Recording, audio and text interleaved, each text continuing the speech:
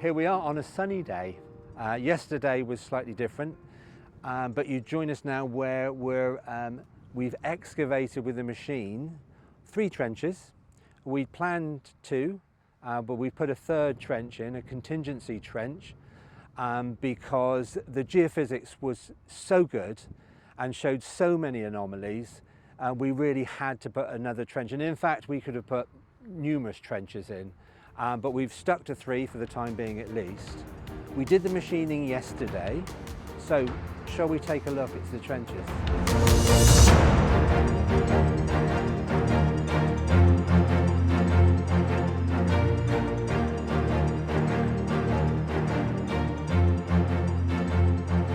Okay, so this is our trench 1. It's 7 meters by 6 meters, and this has been deliberately positioned over the enclosure ditch itself.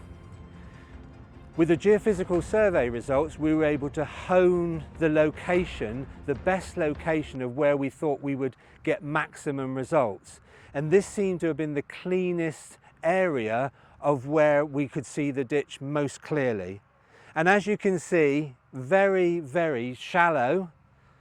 If I walk to this side, you can probably, hopefully pick out there's a grey band on this side and an opposing grey band on this side here. Now this is natural geology, this is slate, and we're only about 20 centimetres down or so from the ground surface, but hopefully you can also see, and the most exciting thing is, this huge swathe of soil which is in between those two geologies on either side, and this is the fill of the ditch. This is the ditch.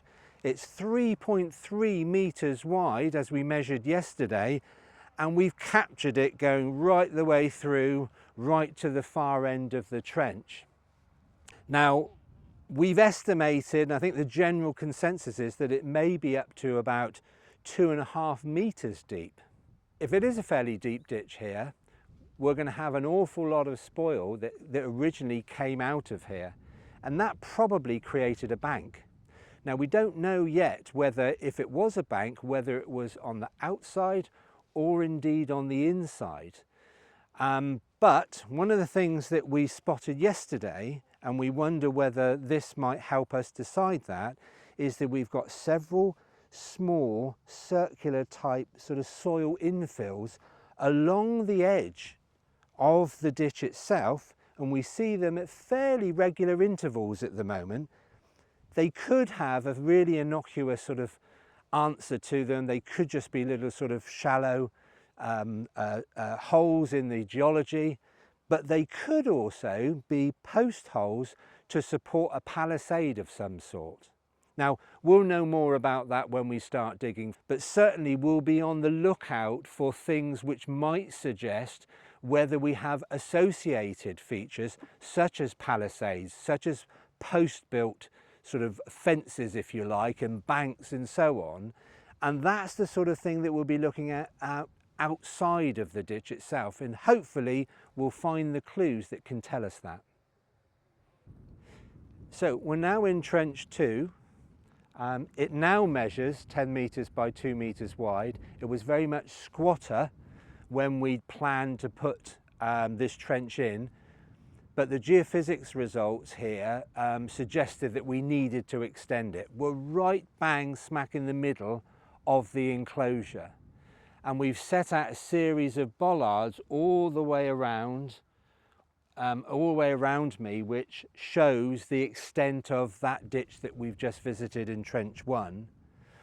So you get a real sort of sense of how big the enclosure was here, and we are right in the centre of that. Now, the reason that we wanted to put a trench here in the first place was that if there was activity, settlement activity within the enclosure, the likely target would have been the centre of that enclosure. So, and we weren't disappointed with the geophysical survey results either, because that showed some anomalies which look circular, and in fact a concentric ring of anomalies which might suggest that we have a central house, a round house, right in the very middle of the enclosure itself. So when we machined this down yesterday, we started at this end and we noticed that actually what we've got is a fairly long band of soil, almost like the sort of soil infill that we've got at the moment in Trench 1 and the enclosure ditch, almost as though that it's actually filling something. And as we moved through, we noticed that in back here in a line, we've got several stones, lumps of slate, one of which is pitched on its side with some soil around it that might suggest there's some sort of foundation here, there's a division, there's some sort of ditch-like or gully-like feature at this point. We carry on with a bit more soil and overlapping soil to about this point, where it then tails off into what we consider to be more natural geology. It looks like we're getting closer to that solid geology we saw in Trench 1. Now, if we're right, then what we see on the geophysical survey results is a division from about here to what we would consider the outside of anything that occupied the centre. So, and this is matching up, certainly on the face of it, this is matching up with what we see in the survey, in the geophysical survey results.